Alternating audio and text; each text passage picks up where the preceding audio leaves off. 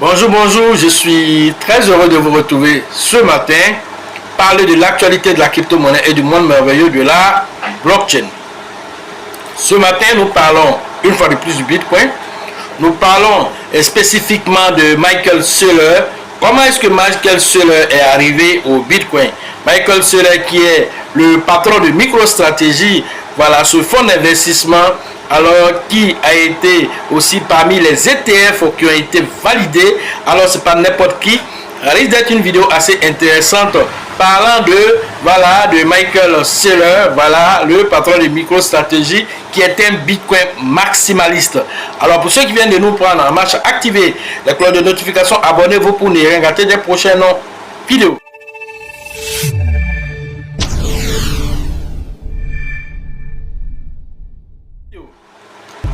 Alors, Michael Saylor est un détracteur en son temps du Bitcoin. Il est longtemps resté sceptique sur le Bitcoin. Alors, il a tout de même été vraiment celui aussi, quelques temps après, qui a pris le soin d'aller vraiment s'interroger au lieu de rester à distance, d'insulter le Bitcoin, au lieu de rester à distance, alors de vilipender le Bitcoin. Alors, il a décidé d'aller étudier le Bitcoin pour savoir pourquoi tout le monde dit que c'est bon même. Il y a quoi dans le Bitcoin là même?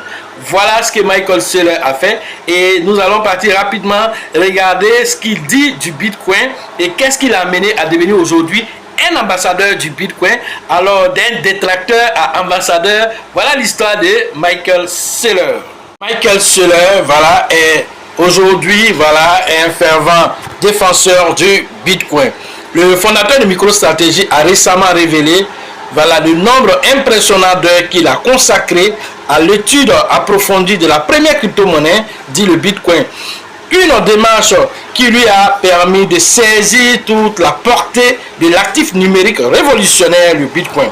Alors, le parcours d'un sceptique devenu aujourd'hui évangéliste du Bitcoin. Voilà ce que c'est que Michael Saylor. Alors, Michael Saylor, alors lors de son passage au podcast qu'on appelle Videosa, alors de leader, alors Michael Saylor a retracé son parcours intellectuel face au Bitcoin. Initialement sceptique, après alors 20 heures d'observation, il a fait 20 heures d'observation, il était toujours sceptique, craignant qu'une interdiction même alors de cet actif paraît aux yeux voilà, au jeu d'argent en ligne, sa perception était radicalement, voilà, figée, voilà, concernant le Bitcoin. Alors il a continué de 20 heures d'apprentissage, il n'a pas encore bien saisi, il continue, il passe le cap des 100 heures d'études sur le Bitcoin. Alors je vais entourer cette partie très rapidement, très rapidement. Alors il a fait 20 heures et ensuite il est passé à 100 heures. Vous imaginez 100 heures d'apprentissage sur le Bitcoin. Il a commencé à entrevoir le potentiel du Bitcoin, le qualifiant ainsi d'actif numérique de très haute qualité. Voilà ce qu'il dit après 100 heures d'apprentissage sur le Bitcoin, surpassant même l'or. Voilà, dit de Michael. Son opinion s'est consolidée après quelle heure? 1000 heures d'apprentissage, 1000 heures d'analyse. Vous pensez que c'est du jeu? Alors 1000 heures d'apprentissage qu'il a fait finalement. Alors quand il est arrivé à 1000 heures d'apprentissage, alors il était totalement convaincu et il est tombé amoureux du Bitcoin. Voilà ce qui s'est passé avec Michael Saylor, de 20 heures à 1000 heures d'apprentissage avant de comprendre. Quand on vous dit de venir vous former, vous pensez que voilà, vous devez rester là, faire une seule formation, deux formations et puis bon voilà, vous maîtrisez tout le concept. Voilà un chef d'entreprise qui était un vrai sceptique du Bitcoin, alors il rentre dans les entrailles du Bitcoin. Après 1000 heures, déjà même avec 20 heures d'apprentissage, il n'a rien compris d'abord. Ça va dire les 100 heures qui commencent à entrevoir. Voilà ce que le Bitcoin peut faire. Et à 1000 heures, il se retrouve maintenant à comprendre, voilà, tous les aboutissants du Bitcoin, le traitant est comme le meilleur actif numérique. Voilà ce qu'il dit après 1000 heures. Mais véritablement, après plusieurs milliers d'heures d'immersion totale, l'entrepreneur a pleinement saisi l'ampleur et les implications du Bitcoin en tant que plan technologique, économique et aussi sociétal. Alors, c'est un vecteur d'émancipation financière à l'échelle planétaire. Dit-il, voilà, le Bitcoin représente bien qu'un simple véhicule d'investissement spéculatif. Il le perçoit en fait comme un instrument d'autonomisation économique pour les 8 milliards d'habitants de notre planète. Voilà ce que Michael Saylor voit au Bitcoin. Vous, voilà, vous allez en vous, voilà, aller à conclure, voilà, que voilà, le Bitcoin ici devient ici, voilà, un outil d'émancipation, voilà, financière, qu'il incarne le droit de propriété pour 8 milliards d'individus, qu'il représente la singularité ou l'ingéniosité scientifique et les mathématiques se heurtent à l'économie et la politique.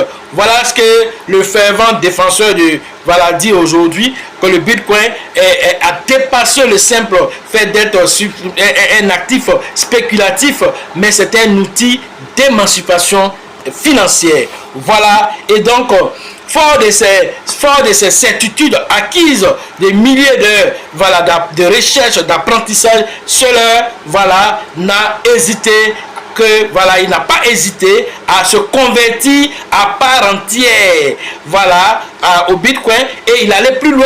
Il a pris une part substantielle de sa trésorerie de MicroStrategy qu'il a converti en Bitcoin. Alors aujourd'hui, MicroStrategy revendique la coquette somme voilà, de 13 milliards de dollars, ce qui représente au total 214 000 BTC. Voilà, il faut dire que MicroStrategy était le premier voilà, parmi les ETF qui ont été approuvés par la SEC, voilà, qui détenait plus de Bitcoin, mais BlackRock, le géant, l'a détrôné. Le géant BlackRock l'a détrôné.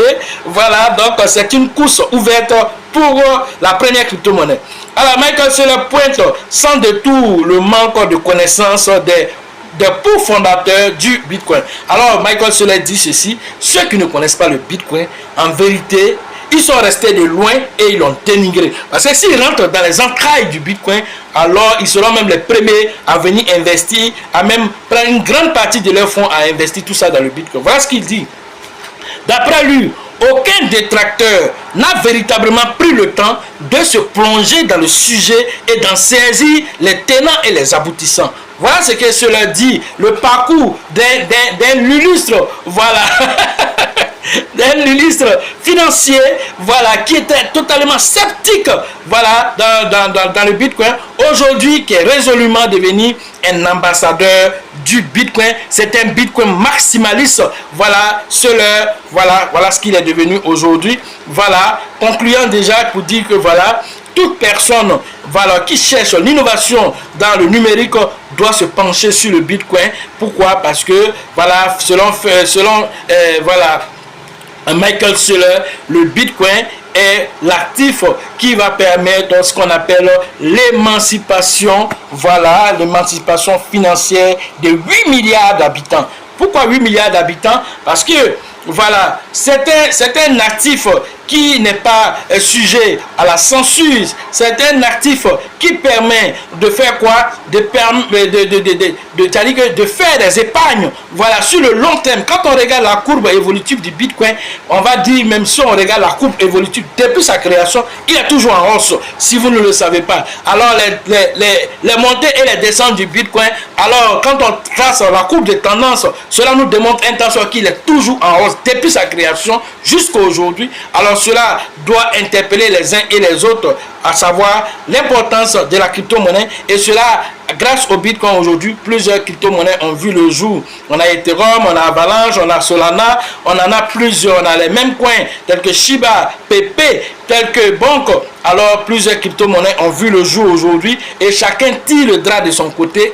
Alors pour ce bull market, quelles sont ces crypto-monnaies qui vont un temps soit peu suivre la trace du Bitcoin, qui vont prendre leur part du gâteau? Alors cela va se savoir. C'est une question à 10 000 $, dont la réponse vous permet vous de prendre votre part du gâteau pour ce bull market qui est un super cycle qui n'a rien à voir avec tout ce qui s'est déjà passé. Bitcoin a 15 ans aujourd'hui. Alors si vous voulez savoir, c'est-à-dire que depuis la création jusqu'à aujourd'hui, 15 ans, et 4 mois exactement que le Bitcoin a, alors dites-vous que tout ce qui va se passer à partir de maintenant jusqu'en 2025, alors ce sont des nouvelles choses qui vont venir. Alors on va dire cela que c'est un signe noir, des choses qui sont prévisibles mais dont on ne sait pas quand ça va venir et quel sera l'impact. Voilà ce que c'est qu'un signe noir. Et donc ce qui va venir, l'événement de ce bull market est un signe noir dans l'écosystème des crypto-monnaies. Pourquoi?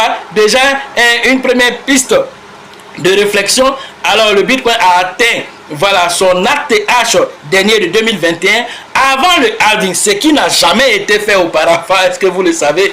Alors si vous rentrez dans les entrailles, vous allez comprendre qu'il y a certaines choses alors qui donnent des signes d'un super cycle qui est en train de se dessiner, qui se profile à l'horizon. Et alors nous faisons tout pour donner l'éducation financière ici aux uns et aux autres, afin que chacun puisse tirer son épingle du jeu. Nous avons pris, voilà, l'histoire de Seller pour vous raconter l'histoire de Seller. Il n'est pas le seul. Il y a plusieurs détracteurs. Il y a BlackRock. On peut en parler de plusieurs autres détracteurs qui sont, voilà, aujourd'hui des ambassadeurs du Bitcoin. Ils ne veulent même pas qu'on revienne encore sur le passé de ce qui l'ignorance, parce que voilà, celui qui pense que voilà, la formation coûte cher, alors essayez l'ignorance. Ils ont essayé l'ignorance, ils savent ce qu'ils ont reçu dans l'ignorance, alors les pertes qu'ils ont engendrées, parce qu'ils savent que s'ils étaient rentrés dans le Bitcoin un peu plus tôt, aujourd'hui il allait discours, alors ils allaient vraiment faire beaucoup de profit, voilà, connaissant la finance. Ils sont restés bloqués dans la finance traditionnelle, alors ils n'ont pas voulu s'ouvrir, voilà, à la nouvelle technologie. Aujourd'hui qu'ils le font, alors ils veulent rattraper tout, voilà, tout ce qui s'est passé hier. Et donc du coup ils sont à cheval sur les achats du Bitcoin, plus de 560 millions de dollars. Alors parcourent le marché à la recherche des Bitcoin. Voilà ce que j'avais à vous dire ce matin sur l'actualité des crypto-monnaies et le monde merveilleux de la blockchain. Alors pour ceux qui veulent faire les formations, le numéro se trouve dans la description de la vidéo et sur la vidéo. Rentrez en contact avec nous pour profiter de l'écosystème merveilleux des crypto-monnaies. Pour la formation au niveau voilà, de San Pedro, c'est prévu le 24 et le 25 mai prochain. Allez interagir avec le grand leader qu'on appelle Tebi Joseph. Après San Pedro, c'est Abidjan le 6 juillet. Voilà, que vous allez voilà, pouvoir nous joindre au niveau d'Abidjan avec le leader Bill, le leader Georgette et le leader Elisabeth à la bourse du travail de Treichville. Après Abidjan, alors nous allons interagir avec Oumé et la zone d'Oumé nous accueille le 13 et le 14 juillet prochain. Voilà, avec le leader qu'on appelle Mobio du côté d'Oumé. Alors vous pouvez nous appeler au numéro qui s'affiche ici pour avoir plus d'informations et vous inscrire directement pour les différentes formations. Alors voilà un peu ce que vous devez savoir sur l'actualité des crypto-monnaies et la première crypto-monnaie qui est le Bitcoin, son histoire et ses détracteurs aujourd'hui devenus des ambassadeurs. Sachez toujours que la chance accordera toujours ses faveurs aux esprits avertis et aux esprits entreprenants. Et si vous pensez que la formation coûte cher, je vous en prie, essayez l'ignorance. À la prochaine.